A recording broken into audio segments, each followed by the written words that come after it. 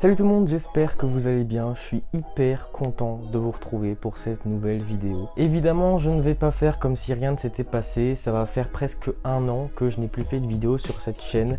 La raison est très simple. J'ai perdu de la motivation au moment des dernières vidéos. J'avais déjà perdu plusieurs fois de la motivation. Il y avait eu beaucoup de périodes sans vidéo, des périodes relativement longues. Je m'étais aussi trouvé entre-temps une autre passion que j'avais décidé de mettre en œuvre sur YouTube, mais j'ai supprimé la chaîne récemment car j'étais moins motivé à l'idée de faire des vidéos, j'avais moins envie, ça me rendait moins heureux, même si j'en ai fait quelques-unes. Mais je me suis aussi rendu compte que ce qui me rendait vraiment heureux, c'est de parler aux gens sur YouTube de cinéma. Je me rends compte aussi que les Blu-ray étaient trop hauts, du coup je vais les mettre ici et je mettrai les mangas au-dessus.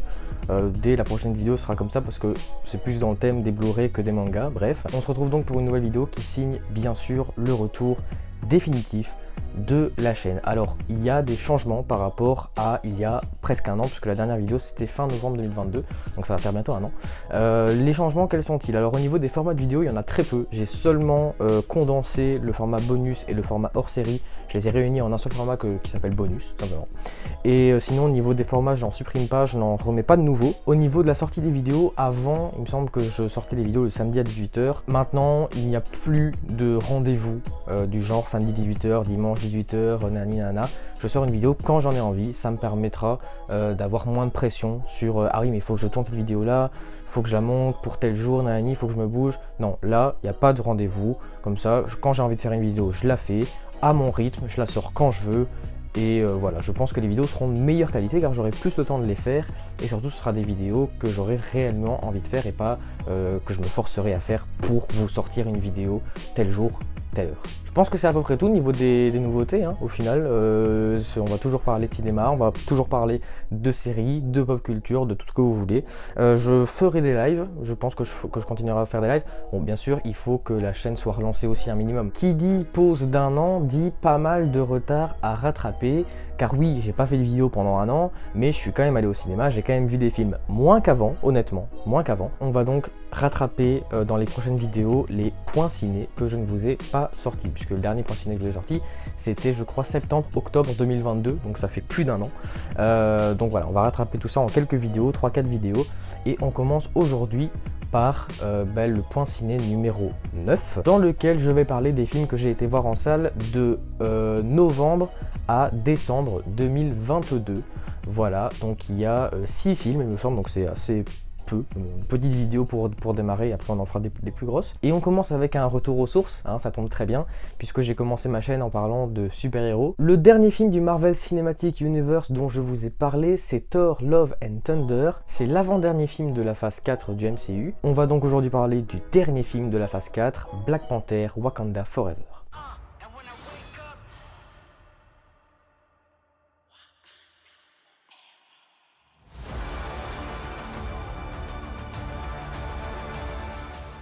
Black Panther Wakanda Forever, c'est donc, comme son nom l'indique, la suite de Black Panther, sortie en 2018, mais bien sûr également la suite du MCU après Thor Love and Thunder, donc qui est sortie fin 2022 et qui est toujours réalisé par Ryan Coogler, qui a réalisé le premier Black Panther, mais également le film Creed. 30e film du MCU, 7e film et dernier film d'ailleurs de la phase 4. On y suit l'histoire cette fois de Shuri, la petite sœur de T'Challa, de Black Panther, donc qui est mort, puisque l'acteur est malheureusement décédé, Chadwick Boseman, il y a quelques années, donc ils ont décidé également de tuer le personnage. Certaines puissances mondiales tentent de s'approprier les ressources du Wakanda, notamment le vibranium qui vaut extrêmement cher. Ce vibranium est également convoité par le royaume de Talokan, gouverné par un certain Namor, bien connu des fans de comics. Depuis la fin de la phase 3, donc depuis Spider-Man Far From Home, je trouve qu'on est, en termes de qualité de film dans le MCU, dans un petit creux, un petit renfoncement comme ça, c'est pas que ça chute véritablement, ça c'est surtout au niveau des séries. Il n'y a pas forcément la hype qu'on retrouvait à l'époque encore de la phase 3, je trouve en tout cas, puisque il n'y a plus Iron Man, il n'y a plus Black Widow, il n'y a plus tout ça, donc c'est un peu plus compliqué, surtout quand on est très fan de Marvel à la base. Et là pour le coup, Black Panther 2 m'a pas mal réconcilié, en tout cas à ce moment-là, avec le MCU. Après un Thor Love and Thunder qui m'avait plus ou moins convaincu, mais voilà, j'étais j'étais parti de la salle un peu mitigé. Black Panther, je trouve, reste dans le jus du premier film. En même temps, c'est cohérent, c'est logique, puisque y a Ryan Coogler qui revient. J'avais un peu peur, vu que T'Challa n'est plus là, Chadwick Boseman n'est plus là, qu'il nous pondent une histoire à dormir debout, qu'il le fasse revenir, ou je sais pas quoi. Pas du tout, ils ont assumé le fait de tuer un personnage extrêmement populaire et de le remplacer par des personnages moins populaires, et ça marche très bien. Ce qui m'avait beaucoup plu dans le premier Black Panther, c'est l'adaptation de ce merveilleux royaume qu'est le Wakanda. C'était véritablement beau, déjà visuellement, niveau des musiques, niveau des costumes, bref, il y avait une véritable recherche artistique dans la conception du Wakanda dans le premier film. Et là, c'est encore le cas forcément pour le Wakanda, mais c'est aussi le cas pour le royaume rival, on va dire, celui de Talokan. Donc c'est un royaume sous-marin, je sais plus comment on les appelle, mais bon, les hommes amphibiens du coup, ressemblent pas mal aux Na'vi, surtout les Na'vi de Avatar, la voix de l'eau, qui est sorti un petit peu avant. Il y a à mon avis une grosse inspiration, mais dans le MCU, c'est quelque chose qu'on n'a pas l'habitude de voir, des hommes qui vont sous l'eau, leurs armes, leurs accessoires, leurs costumes, ça change de ce qu'on a l'habitude de voir chez Marvel. Le méchant, donc Namor, ça va. C'est pas le meilleur méchant, je m'attendais à mieux honnêtement, mais il est pas mal interprété, il est charismatique, sans plus, je suis d'accord, mais voilà, il fait le taf. Le film est assez bien écrit, il y a des thématiques géopolitiques qui y sont apportées, ce qui est assez intéressant et assez complexe à apporter, surtout dans un film Marvel, c'est pas forcément ce qu'on a l'habitude de voir. J'avais peur de voir un film un peu trop long, un peu trop ennuyant, avec des trop gros temps morts. Il y a des temps morts, mais ils sont pas si gênants que ça, c'est plus de la temporisation qu'autre chose, pour pas qu'on nous balance des retournements de situation dans tous les sens et que ça s'arrête plus parce que ça c'est indigeste. Donc le film arrive à correctement jongler entre le divertissement, le rythme et des fois des moments un peu plus calmes. Par conséquent, au final, le film passe assez rapidement. Par rapport juste aux thématiques géopolitiques, il y a un point dans cet apport scénaristique que j'ai pas du tout compris, c'est la relation entre les États-Unis et le Wakanda qui est floue du début à la fin et encore plus à la fin. Tu te demandes vraiment s'ils sont alliés, s'ils sont ennemis, s'ils s'aident, si nanana. Tu comprends rien du tout, alors que c'est quand même un enjeu majeur dans le film. Il y a le personnage de Everett Ross qui revient, c'est celui qui est interprété par Martin Freeman, qu'on avait déjà vu dans le premier Black Panther. Il revient et c'est un petit peu lui qui est au cœur de cette thématique relationnelle entre les États-Unis et le Wakanda. Et comme tu ne comprends rien à cette relation, le personnage de Martin Freeman, Ross, est inutile au possible. Vraiment, ils l'ont mis vraiment pour dire de le remettre et de faire plaisir aux fans qui l'avaient apprécié dans le premier film, je pense, parce que sinon il n'a aucune autre utilité. Mais on est sur un bon film du MCU. Depuis la fin de la phase 3, depuis la nouvelle saga du coup, la deuxième saga, parce que la première c'était la Infinity Saga, maintenant ils ont fait une nouvelle du coup avec la phase 4. C'est je pense le meilleur film depuis le début de la phase 4, donc depuis Black Widow, en tout cas pour moi. C'est vraiment un très bon film je trouve, un très bon divertissement, un très bon blockbuster, un très bon film de super-héros. Et voilà, tout simplement, il fait très bien le travail. Si vous voulez le voir ou le revoir, il est bien sûr disponible sur Disney+, tout comme le deuxième film dont on va parler, car il s'agit d'un film d'animation Disney. Le dernier ou l'avant-dernier, je ne sais plus, qui est sorti, c'est Avalonia. Je l'ai pas vu venir.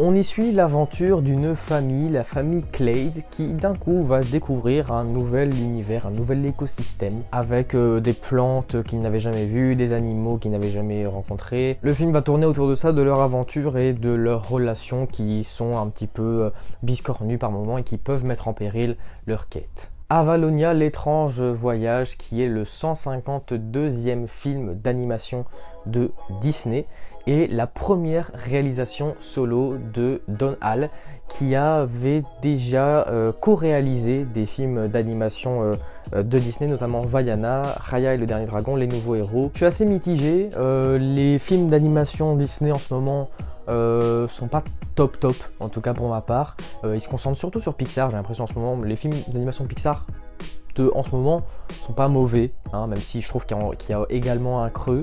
Mais pour ce qui est des films d'animation de Disney, à part Encanto, en ce moment c'est pas top. Déjà Raya, je trouvais ça moyen. Avalonia c'est moyen, honnêtement. C'est très très beau visuellement au niveau de l'animation, au niveau des couleurs, au niveau de ce que ça propose de nouveau, parce que c'est un univers complet qui nous est proposé.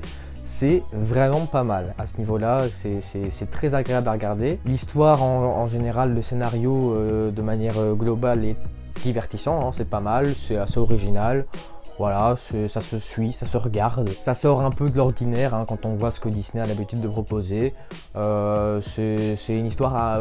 Je vais pas utiliser le terme original parce que ce serait un peu trop... un peu abusé, mais en voyant le film, j'ai trouvé que c'était quelque chose qu'on n'avait vraiment pas l'habitude de voir chez Disney et c'était quand même un bon point. Par contre, alors je suis pas totalement contre le wokisme, hein, c'est quelque chose qui je trouve a beaucoup de défauts, surtout d'un point de vue artistique. On est sur un ensemble de messages tellement... Enfin, les messages sont très différents, mais les messages sont tellement... arrivent de façon tellement dense que c'est indigeste, c'est pas du tout subtil, t'as juste l'impression de regarder un film qui ne sert qu'à ça.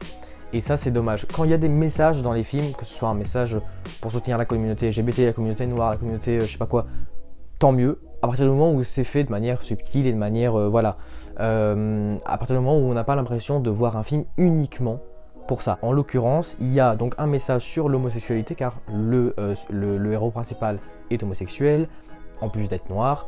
Le chien qu'il a est unijambiste, il me semble. En plus, la thématique principale d'Avalonia, c'est une thématique écologiste, environnementale, parce qu'il faut préserver un écosystème, machin. J'ai vu le mec, j'ai compris qu'il était homosexuel, j'ai vu son chien arriver avec avec ses 3 pattes. J'ai compris aussi que le film parlait de l'écologie, je me suis dit, purée, quoi. C'est beaucoup, quand même, c'est indigeste. Et en plus de ça, alors...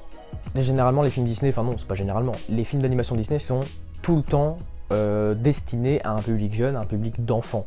Donc le mieux c'est que ces mêmes enfants puissent s'identifier à un de ces personnages. Et là pour le coup je vois pas trop à quel personnage un enfant pourrait s'identifier. Je trouve que les personnages sont peut-être un peu trop singuliers, un peu trop adultes pour qu'un enfant puisse s'y attacher et s'identifier et donc apprécier véritablement l'œuvre dans ce qu'elle est. Donc voilà, c'est pas un mauvais film, hein, c'est pas un mauvais film d'animation, mais c'est pas un bon film pour enfants. C'est pas du tout un bon film à message. Je suis pour qu'on mette des messages dans les films, mais le fait qu'il y en ait trop, c'est contre-productif. C'est pour moi le plus gros problème du film, je pense que c'est ça.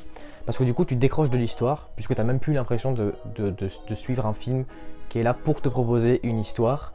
Voilà, t'as l'impression d'être là à but beaucoup plus politique que artistique. Et c'est très dommage. On poursuit avec un film qui est lui aussi disponible sur Disney+, car c'est un film de Searchlight Pictures, enfin ça c'est les distributeurs, donc c'est comme c'est une filiale de la Fox, c'est un film qui appartient à la Fox, mais comme la Fox appartient à Disney, voilà, c'est le film Le Menu.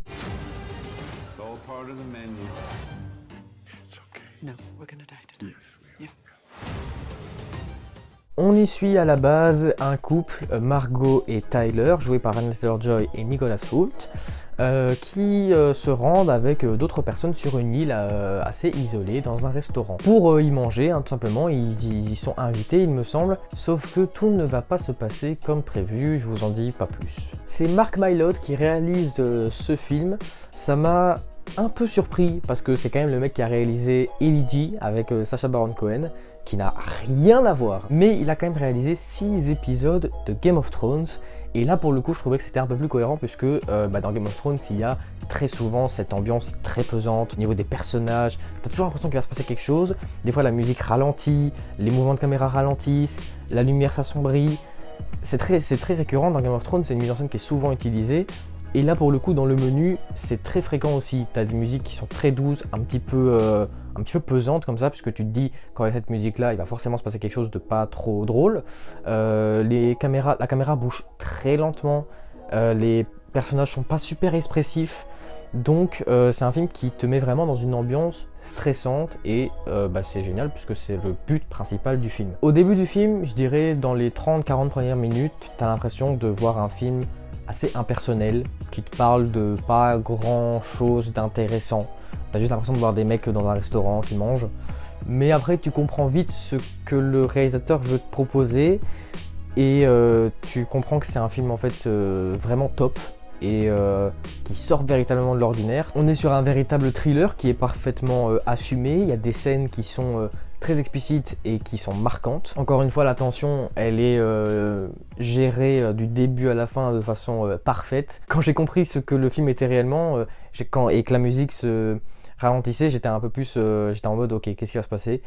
Et du coup, le film est passé grâce à ça beaucoup plus vite. J'étais surpris quand même de voir un film avec un casting aussi riche sortir au cinéma, puisque j'ai été le voir peut-être 2 jours après avoir appris son existence. Il y avait eu une promo relativement faible, très timide, et encore une fois le casting est juste top. Il y a quand même Anya Taylor-Joy, il y a Ralph Fiennes qui est magistral, mais alors incroyable comme d'habitude, hein, c'est vraiment le mec, son rôle est fait pour lui, clairement, il est né pour jouer ce cuisinier. Cuisinier qui parle assez souvent dans le film du mélange de saveurs, donc là c'est plus sur la thématique culinaire du film, et je trouve que le film c'est parfaitement ça en fait, c'est un vrai mélange de saveurs, on rend hommage à la cuisine, parfaitement, parce que tu vois des vrais cuisiniers travailler dans une belle cuisine bien propre, tu les vois faire leur travail correctement, c'est de la vraie gastronomie, et en même temps, c'est pas du tout un film de cuisine, pas du tout. C'est un film qui, enfin, c'est bien plus que ça. Donc, c'est ça le mélange de saveurs, c'est le fait de rendre hommage à la cuisine en proposant un truc qui, au final, n'a rien à voir. C'est un vrai thriller, c'est un film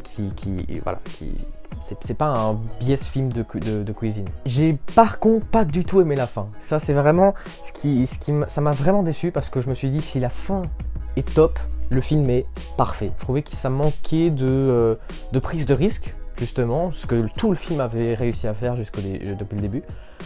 Voilà, ça m'a un peu déçu. Mais sans la fin, franchement le film est top et je vous le conseille à 100%. On continue avec donc un 4e film qui est lui un film français, c'est le film Mascarade. C'était tout pour ça.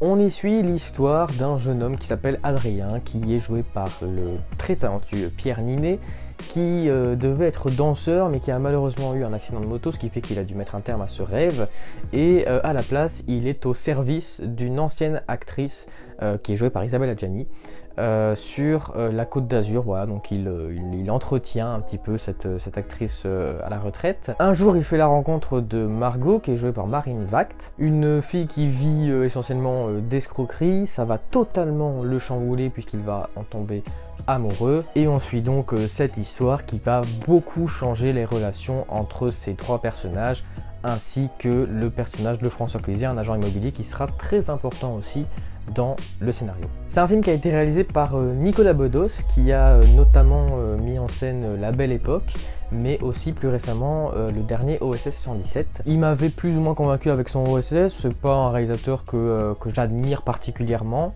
mais voilà, je savais que j'allais voir un film fait par un professionnel quand même, par quelqu'un qui connaît un peu son métier. Et en plus, avec des acteurs très talentueux, j'adore Pierre Ninet, j'aime beaucoup François Cluzet, Isabelle Adjani c'est une actrice mythique. Marine Vac je connaissais pas, mais franchement, rien à dire dans le film, parfaite. J'ai trouvé l'écriture de ce film absolument parfaite. Chaque détail est géré, ils ont pensé à tout.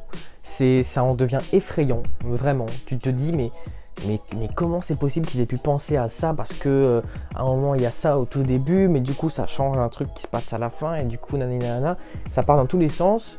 C'est pas forcément compliqué à comprendre, mais ça a dû être un vrai schmilblick à écrire, et je trouve que c'est vraiment bien fait. Ça change des films français qu'on a l'habitude de voir, qui sont des films beaucoup plus simples de manière générale. C'est surtout généralement des comédies ou alors des biopics, ce qui n'est pas le plus compliqué à écrire non plus.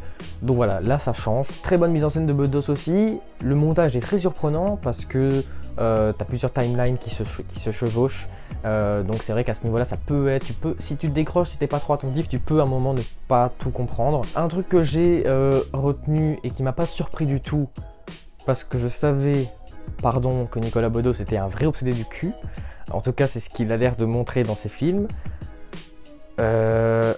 là c'est vraiment grave. Il y a 50 milliards de scènes de sexe, c'est du jamais vu. Je suis pas contre le fait de mettre des scènes de sexe à l'écran, pas du tout. Ça a d'ailleurs très souvent une immense utilité. Mais là c'est vraiment trop quoi. C'est vraiment mettre du cul pour dire de mettre du cul quoi. Il y a un moment où ça n'a plus aucun intérêt. On continue avec un film dont j'ai brièvement parlé tout à l'heure en parlant de Black Panther. J'avais dit que ce film était sorti avant Black Panther, au final non, je pense qu'il est sorti un peu après. J'ai dit une connerie tout à l'heure, bon c'est pas grave. C'est bien évidemment le très attendu Avatar, The Way of Water, la voie de l'eau.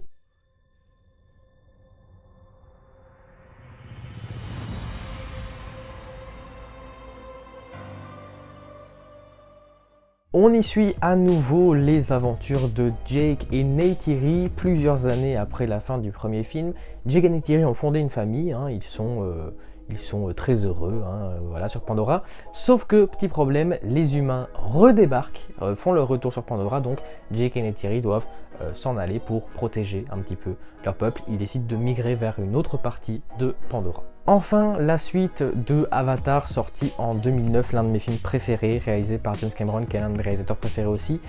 13 ans donc après le premier film, enfin, ce deuxième opus est là. C'est d'ailleurs le troisième plus gros succès du box-office de l'histoire derrière le premier Avatar et Avengers Endgame. J'ai pas du tout été déçu, par contre, il y a un point négatif que beaucoup ont l'air de relever et avec lequel je suis parfaitement d'accord, c'est une copie conforme du premier film. D'un point de vue scénaristique, c'est la même chose, c'est le même méchant. Ils ont réussi à mettre le même méchant alors que, c'est pas un spoil parce que le film tout le monde l'a vu et il est sorti il y a 13 ans, le méchant du premier film est mort. C'est la même histoire, hein. C'est les Na'vi qui font leur vie pépouze sur Pandora, les humains qui débarquent avec leur vaisseau, qui foutent la pagaille et ces batailles et naninana. C'est vraiment la même chose que le premier film et ça c'est vrai que c'est quelque chose qui m'a beaucoup déçu et j'espère que ce sera pas pareil pour les prochains opus parce qu'il y en a quand même 5 de prévus, dont 2 il me semble, ou non, un encore réalisé par James Cameron, le troisième, 4 et 5 par contre ce sera pas fait par lui il me semble, en tout cas pas réalisé. Mais ouais, là ça m'a déçu parce que attendre 13 ans pour la même histoire, ça fait mal au cul. Quelque chose que j'adore avec le premier Avatar, c'est que le film dure pas mal de temps, il dure 2h30 je crois, et ça passe hyper vite, t'as l'impression de le voir en 1 heure. C'est un des films qui, pour moi, m'a le plus procuré cette impression. Le deuxième opus, c'est encore mieux parce que le film dure 3 heures. Et pareil, il passe en 1 heure, 1h30. C'est vraiment génial. Ça passe très vite, le rythme est parfait. James Cameron a toujours su faire ça de toute façon. Il y a quand même des nouveaux personnages, hein, forcément, encore heureux. Et on explore un petit peu plus Pandora. Alors, très légèrement, hein, je pensais qu'on allait vraiment beaucoup plus développer cet univers complet qu'est Pandora. Et qui a l'air très intéressant, mais bon, on a quand même appris l'existence des Na'vi aquatiques, je ne sais plus du tout comment on les appelle, et de certaines créatures. Voilà, c'est un tout autre écosystème, c'est un tout autre mode de vie. Les Na'vi sont assez différents, ils ont des palmes, ils ont des machins, puisque ils vivent dans l'eau. C'est assez différent, mais bon, c'est pas étonnant, hein, sur Terre c'est pareil, hein, les espèces s'adaptent à leur milieu de vie. Mais c'est assez intéressant, en plus les couleurs sont différentes, hein, c'est beaucoup plus clair, donc le jeu de lumière de Cameron est quand même assez différent du premier film qui se passe généralement dans la forêt avec des arbres, donc il y a beaucoup d'ombre. Là c'est dans l'eau, c'est une eau très claire, très turquoise, il y a pas mal de soleil, c'est très dégagé, il y a beaucoup moins d'arbres, donc voilà, esthétiquement on est quand même sur pas une révolution, hein, pas du tout, hein, parce que au niveau des effets spéciaux c'est vraiment la même chose que le premier film, mais esthétiquement ça reste assez différent du premier film. Ça c'est vrai que c'est cool. Et comme pour le premier opus, les effets visuels sont bien sûr irréprochables, le film est magnifique, bref, à ce niveau-là, il n'y a aucun problème, bien sûr. Donc j'ai pas été déçu du film, j'ai juste été déçu de l'histoire, ça ouais. Mais le film en général, ça m'a pas vraiment déçu. J'espère par contre que le troisième film nous proposera quelque chose de plus intéressant et de plus original, j'ai envie de dire. Et on termine avec un film un peu plus léger que j'ai été voir et que j'ai vraiment bien aimé. C'est un film d'animation de DreamWorks qu'on oublie souvent mais qui font des très bons films depuis très longtemps. C'est le film Le Chapeauté 2. Je vais m'amuser. Je suis le chapeauté. On y suit donc la suite des aventures du chapeauté qui se rend compte que, à force de faire des conneries toute sa vie, il a perdu 8 de ses 9 vies. Car oui, selon la légende, les chats ont 9 vies. Dans cette réalité, c'est le cas. Il en a épuisé 8, il lui en reste donc qu'une seule, et donc il peut pas vraiment faire le con. Sauf qu'il peut récupérer ses vies en s'emparant d'une étoile, une étoile magique. Il décide donc de s'en emparer, et il part dans une aventure. Comme son nom l'indique, suite du premier film, Le Chapeauté, qui est sorti il y a quelques années, qui est un spin-off de Shrek, qui se passe, donc le premier film il me semble que ça se passe avant Shrek, par contre le deuxième je pense que ça se passe après Shrek, après les 4 films, je pense que c'est ça mais je suis pas sûr du tout. C'est réalisé par Joel Crawford qui n'a pas réalisé, qui a réalisé un seul film avant, c'était un film d'animation de DreamWorks aussi, c'était les Croods 2, lui il est abonné aux deux apparemment. C'est le 43e film des studios DreamWorks et le 7e du coup, le 6e plutôt pardon, puisqu'il y a 4 films Shrek, le 6e film de la saga entre guillemets Shrek. Je me souviens d'un truc, le méchant, donc c'était le loup. Il y a plusieurs méchants. Il y a Boucodor et les 3 ours, et il y a le loup. Le loup est, je pense, l'un des méchants les plus badass des films d'animation que j'ai vu de ma vie. Et DreamWorks sont les meilleurs dans ça. La musique, quand il sifflote, c'est digne d'un film d'horreur. D'ailleurs, je pense qu'il y a des enfants qui ont été pas mal traumatisés par le loup. Il est badass, sa voix est incroyable, il symbolise la mort, hein, c'est une allégorie de la mort. Si on enlève le loup qui est pour moi un peu trop effrayant pour les enfants, le film est parfait au niveau du divertissement. C'est un film qui est très divertissant comme le premier film, ça passe très vite, le film est assez court en plus. Hein. C'est pas le même réalisateur, celui du premier film, je me souviens plus son nom, était resté dans quelque chose d'assez sobre, d'assez Shrek. D'ailleurs c'était peut-être même le réalisateur de Shrek, mais bon, j'en sais rien du tout. Qui collait plus à l'univers du chapeauté. Là c'est quelque chose c'est une animation beaucoup plus libre, beaucoup plus funky, beaucoup plus colorée, beaucoup plus un peu hippie comme ça. Niveau des couleurs aussi surtout. Ça marche pas des masses, je trouve. C'est pas très cohérent à l'univers du chapeauté. Je préférais largement la sobriété du premier film, mais au moins ça change. Voilà, ça c'est clair. C'était dans mes souvenirs un bon film d'animation que je conseille, très divertissant, surtout si vous aimez Shrek. Voilà. En plus, oui, si vous aimez Shrek, la fin du film, pépito. Ça, je m'en souviendrai toute ma vie, je pense. Voilà, c'est la fin de ce point ciné numéro 9. On se retrouve normalement dans quelques jours pour le point ciné numéro 10. Je vais essayer de liquider les films pour lesquels je suis en retard. Et après, on essaiera de reprendre de recommencer les vidéos un peu plus variées. J'espère que celle-ci vous aura plu. Si c'est le cas, n'hésitez pas à me faire sur les réseaux de la chaîne. Bref, vous connaissez la chanson. D'ici la prochaine vidéo, je vous dis à très bientôt. Salut!